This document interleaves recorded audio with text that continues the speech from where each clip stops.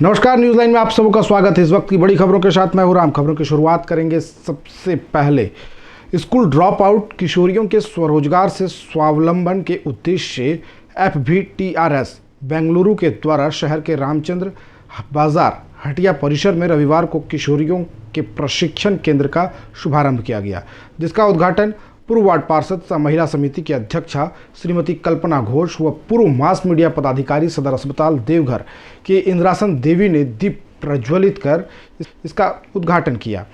मौके पर अपने उद्गार व्यक्त करते हुए श्रीमती कल्पना घोष ने कहा कि समाज के स्कूल ड्रॉप आउट किशोरियों को स्वरोजगार से स्वावलंबन हेतु FVTRS द्वारा उठाया गया यह कदम सराहनीय है।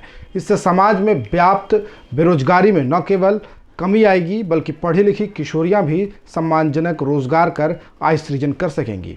ट्रेनिंग कंसल्टेंट श्री सिकंदर आलम ने बताया कि इस ब्यूटिशियन ट्रेनिंग सेंटर में कुल 15 किशोरियों को 4 माह तक facial, eyebrow making, secure, pedicure, bridal makeup आदि का प्रशिक्षण दिया जाएगा, ताकि वे इसके उपरांत कहीं अपना खुद का पार्लर खोलकर अथवा किसी बड़े ब्यूटी पार्लर में जॉब प्राप्त कर सफलतापूर्वक काम कर सकेंगी। श्री सिकंदर ने कहा कि इस योजना के तहत 1 वर्ष की अवधि में कुल 250 युवा युवतियों को विभिन्न ट्रेडों beautician, electrician, fast food cooking, mobile repairing, motor bike repairing, welding, paint putty, driving आदि ट्रेडों में प्रशिक्षित कर स्वरोजगार से जोड़ने की योजना है। इस अवसर पर भाजपा महिला नेत्री सुनीता जायसवाल, पुष्पा कुशवाहा, बबली सेन, पत्रकार अरशद मधुपुरी, अरुण निर्झर, प्रशिक्षक मिली जायसवाल सहित तमाम प्रतिभागी उपस्थित थे।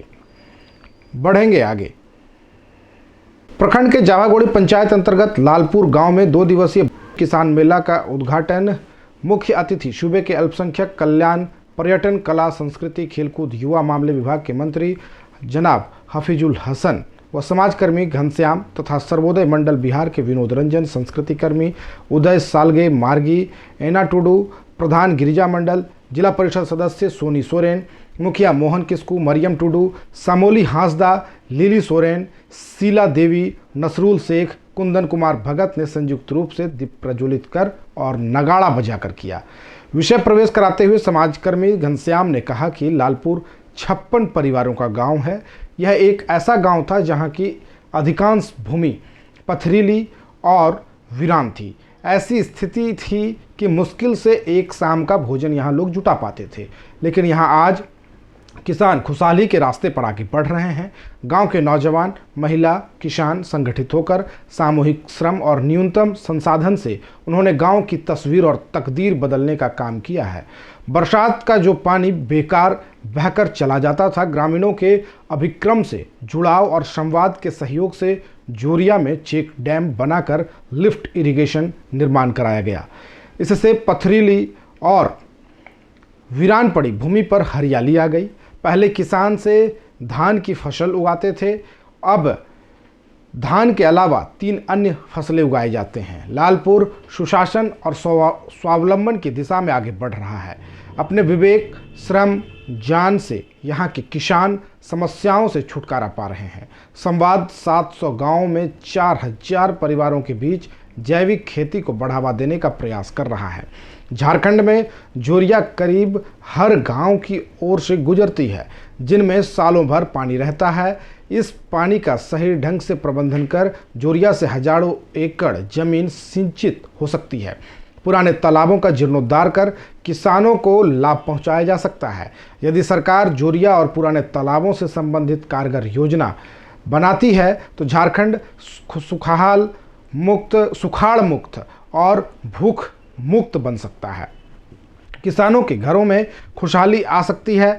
मुख्य अतिथि के रूप में सूबे के अल्पसंख्यक कल्याण मंत्री, कला, संस्कृति, खेलकूद, युवा मामले विभाग के मंत्री हफीजुल हसन ने जन समूह को संबोधित करते हुए कहा कि शिक्षा और खेती किसानी जीवन का आधार है। इसके बिना जीवन आगे नहीं बढ़ सकता। हर व्यक्ति 1 घंटा खेती किसानी और 1 घंटा बच्चों की पढ़ाई लिखाई पर ध्यान दे तो तस्वीर बदल सकती है।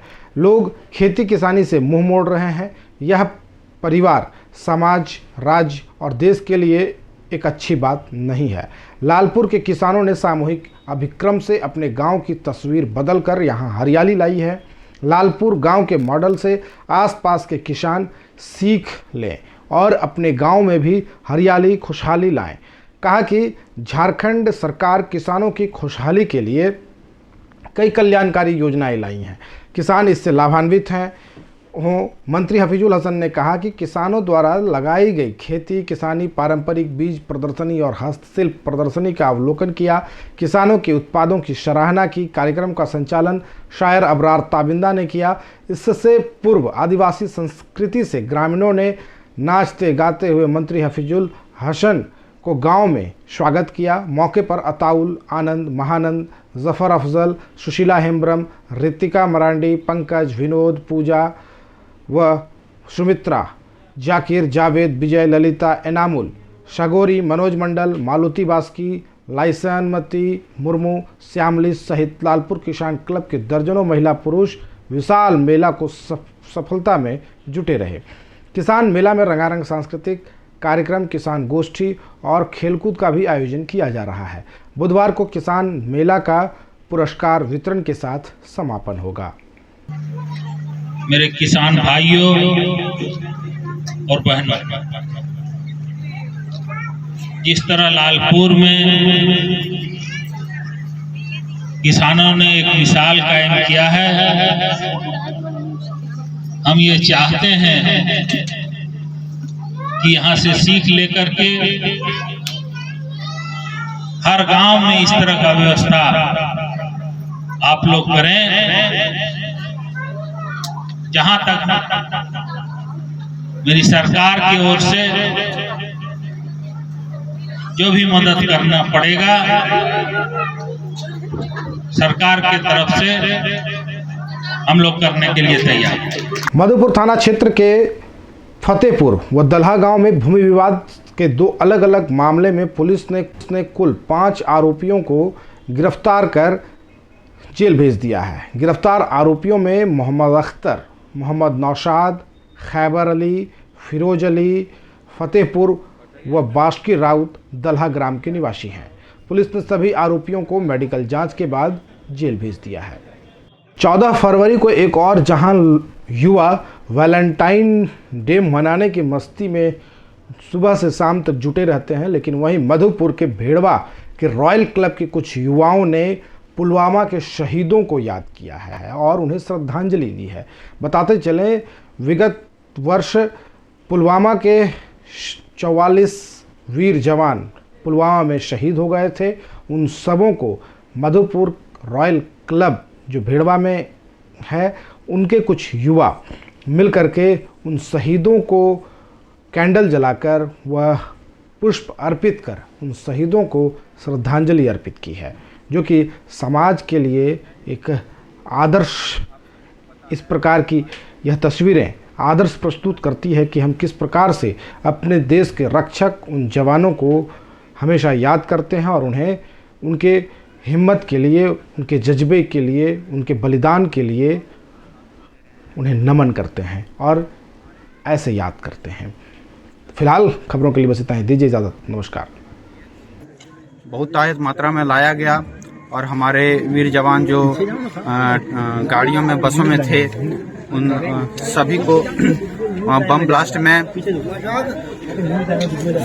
में इतना बड़ा ब्लास्ट हुआ कि वहाँ पे 3 बसों में जितने भी सैनिक थे, 44 सैनिक शहीद हो गए। उन शहीदों को हम लोग नमन करते हैं। उन लोगों को पता भी नहीं होगा और उन लोगों के साथ इतना बड़ा हादसा हुआ।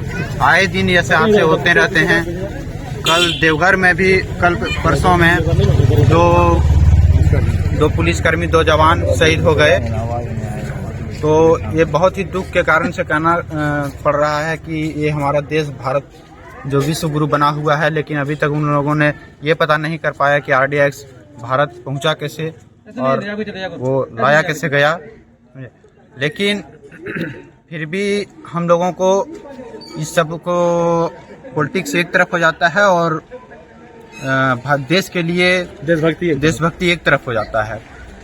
तो अभी भी हमारे बहुत सारे युवा सहपाठी हैं जो देश की रक्षा के लिए अभी भी बहुत सारे तैयारी कर रहे हैं, जिनमें जवान बनने की अभी भी ये है लगन हुआ है।